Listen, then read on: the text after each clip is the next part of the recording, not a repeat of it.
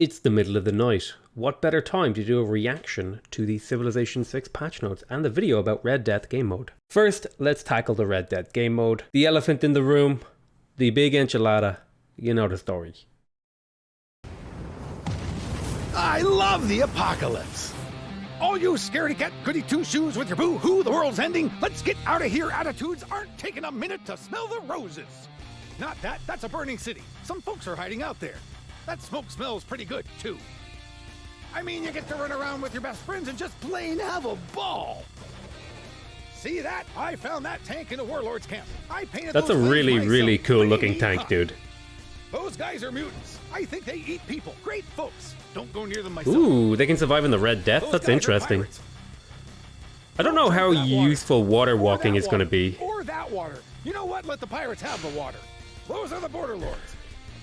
You know how some people experience a Plus 10 combat strength is a lot. I think those guys are going to be really strong. Destruction caused by spite and indifference? I don't know what any of that means. This is such a corny trailer, man. That helicopter's mine too. It goes fast. Those are raiders. They hate everyone. Cool. Just like me. Nuke in a supply crate. Imagine just leaving this lying around. No. Can you imagine getting nuked like that in a game, dude? It would be the most frustrating thing ever. Oh, look. The Beyond Earth Firaxis lander. That is pretty cool, man. That's pretty damn cool. Or, as I like to call it, leaving the party early. Where'd you get that ship anyway? I bet you stole it from those guys. They're scientists.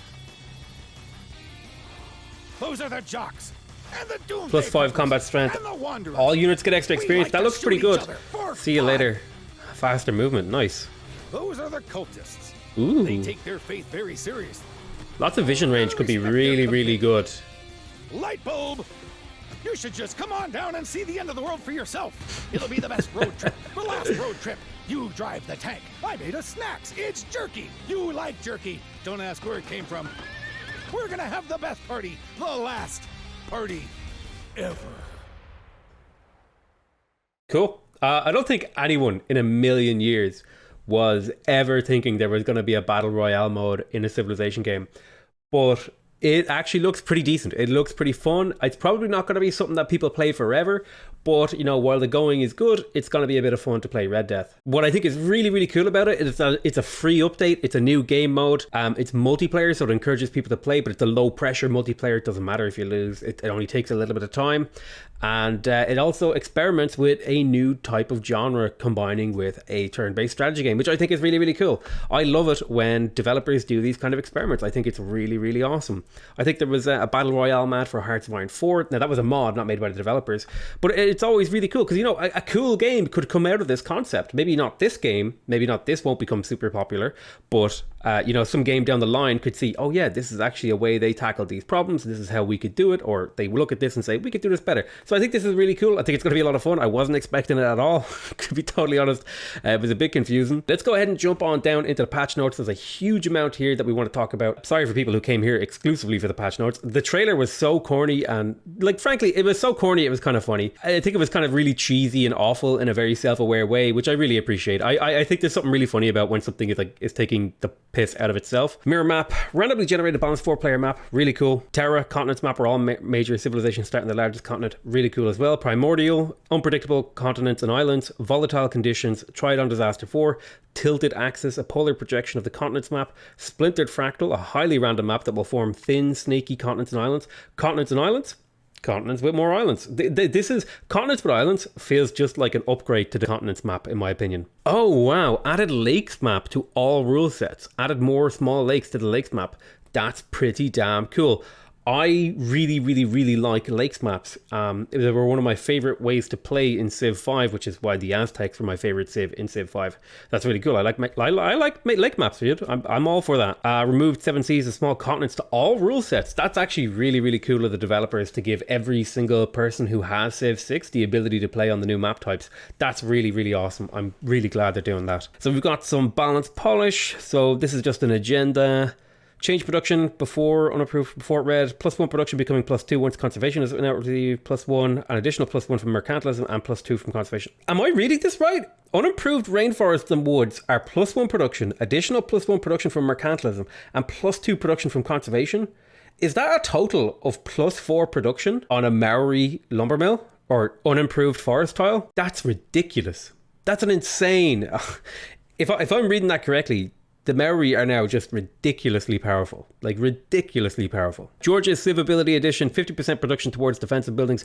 Georgia definitely needed the buff, and this is the kind of buff in the right direction that'll help them out. I don't think it's going to make them, like, much better, but at least it has some synergy towards a tourism victory and all that sort of stuff. So it is a nice little angle to open up gameplay opportunities for them. I don't think it's going to really fix Georgia, but it's a step in the right direction, which I'm happy about. Added an extra policy slot for each tier 4 government.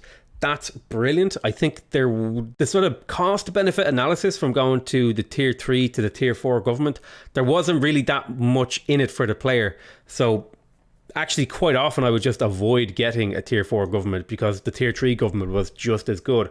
But with the extra card, it's going to be a little bit more easy of a decision to kind of choose to go up to those new governments. So that's a pretty good deal. All right, we've got a whole bunch of new great admirals here. Themistocles instantly creates a quadrireme. I should actually make this bigger for you guys because you guys probably can't see this. Oh, that just makes it harder to read. Plus 20% production towards units of the naval range promotion class. So it gives you a quadrireme and you get 20% production. I don't know what era this is. I'm going to assume that it's classical. That's cool. Get the quadrireme. The kind of thing is, though, like, in order to get this guy in a reasonable amount of time, you will have to have built a harbour and gotten enough great admiral points. And by that time, the quadrireme is already researched and potentially obsolete. But the 20% production towards naval range units is a big deal because, you know, frigates come pretty early into the mid game if you tech for them efficiently, and you can do a lot of damage to them on a coastal map. Leif Erikson +1 sight range for all naval units allows all naval units to move enter the ocean tiles without the required technology. Basically just Norway bonus from a great admiral. Not mind blowing. Typically by the time on deity you're going to be getting your first couple of great admirals, you will be kind of on the way to being able to explore an ocean. So I don't think this is going to make a huge difference.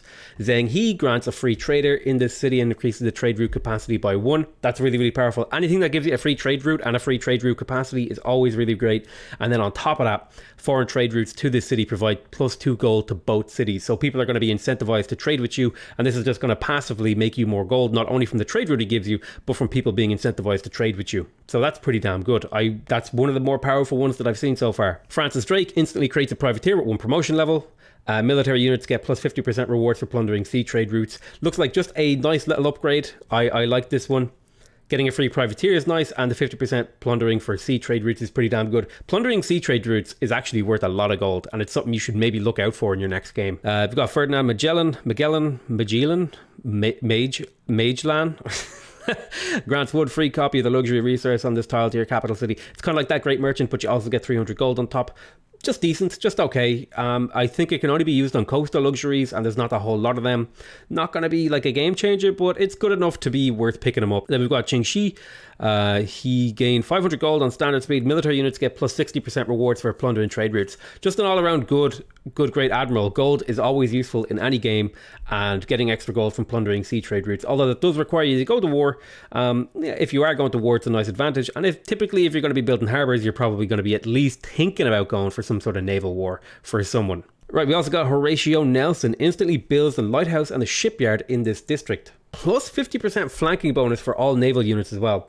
I would call that like a reasonable naval war bonus. The really nice thing is getting the lighthouse and the shipyard instantly, because if you have like a slightly late settled city, you can pop him in there and just fully build the shipyard really early, which is really nice, because if you have good adjacency, that's a lot of production if you combine it with the adjacency card. So that looks like a pretty solid great admiral. We've got Nimitz here. Chest in Nimitz instantly creates a submarine with 1 promotion level, really powerful, and grants you an oil per turn. It's a source of oil that doesn't necessarily come from great merchants or from having the strategic resource. Having a way to get oil is really powerful, because sometimes you might find yourself in a position where you want like artillery or some sort of unit that uses oil, and you just have no sources of it. So having a way to get it through this Chester Nimitz is pretty good. It also gives you 20% production towards the Naval Raider promotion class, which is pretty nice in of itself. Then we've also got Grace Hopper, which unlocks 2 random technologies. That's not that's not 2 random technology boosts. That's just straight up unlocking 2 random technologies, which is ridiculous. Right, improvements, buildings and wonders. Mausoleum of Halakarn Carnassus is +1 science, faith, and culture for all coast tiles in this city. So it is only one city wide. I was kind of worried that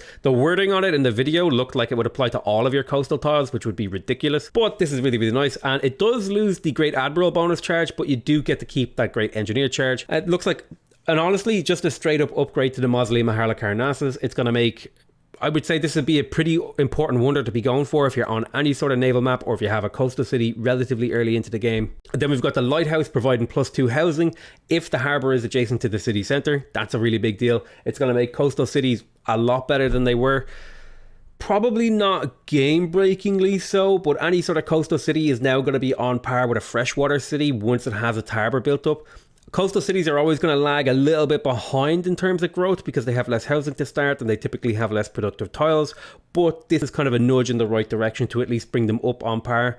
And honestly, sometimes I feel like coastal cities were in some scenarios a little bit better than inland cities. I think this is just going to move the needle a little bit further in that direction. Then we've got fisheries, which also provide 0.5 housing.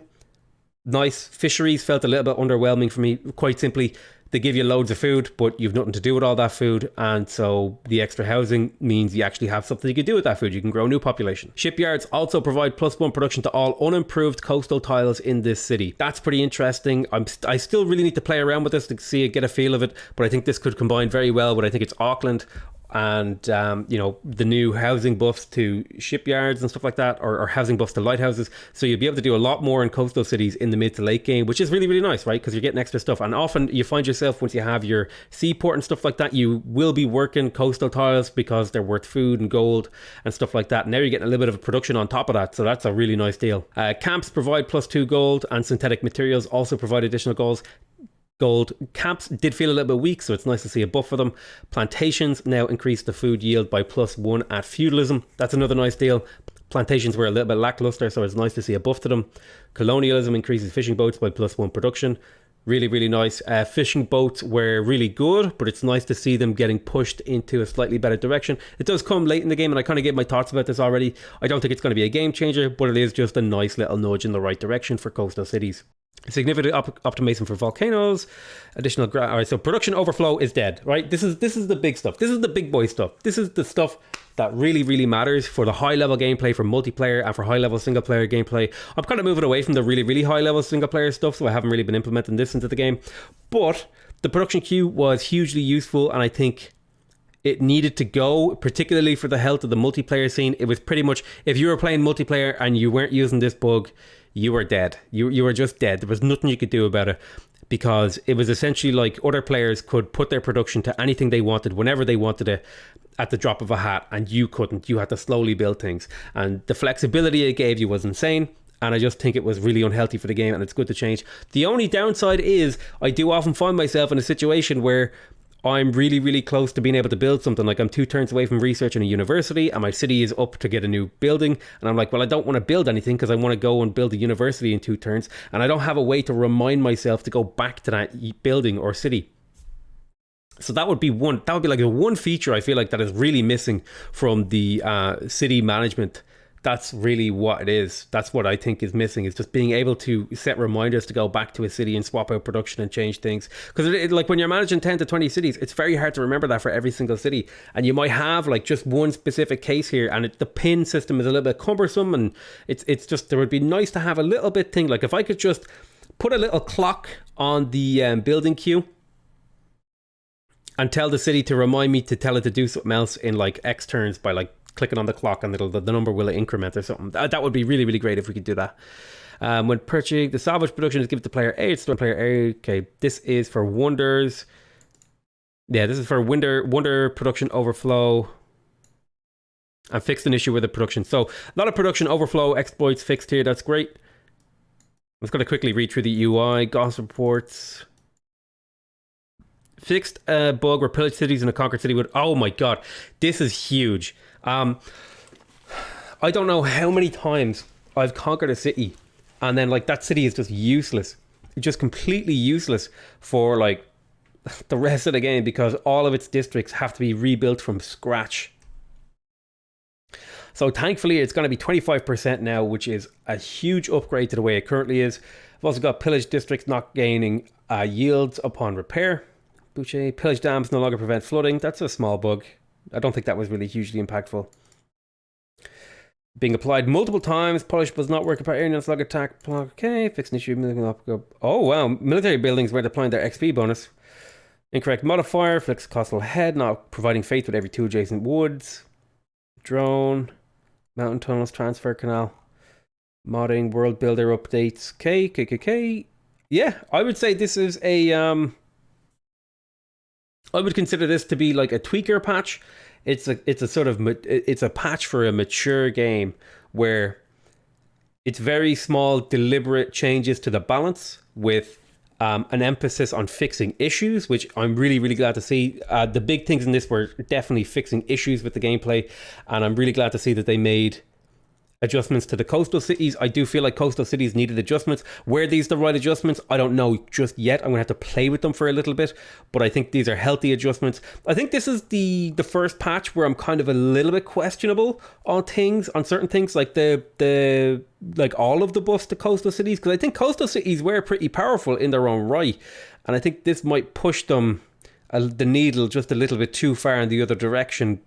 But I think certainly the perception around coastal cities was that they were weak, and in multiplayer they were pretty weak because they were really, really vulnerable and they're really hard to defend, and and they don't have as much tiles to work, and there's all these other factors. But I think in general coastal cities were actually in a pretty good place, so that's the only thing I'm kind of a little bit questionable about. Now in terms of Red Death, we will be doing more Red Death. I'm really looking forward to Red Death. Yeah, I think this is I think that the few really, really big things here are the new maps, the bug fixes, the updates to coastal cities, and then the occasional little buff and adjustment tweak here and there. I think it's really a sign that the game is mature and is getting ready to sort of not end its development, but kind of like go into where less drastic changes are made and things are sort of just tweaked. Although you never know, like Firaxis could surprise us with a big shake up in the next expansion. If there is going to be a next expansion, I really hope there is. It would be incredible. It would make me incredibly happy if there was. I expect we'll know sometime by February or March at the latest.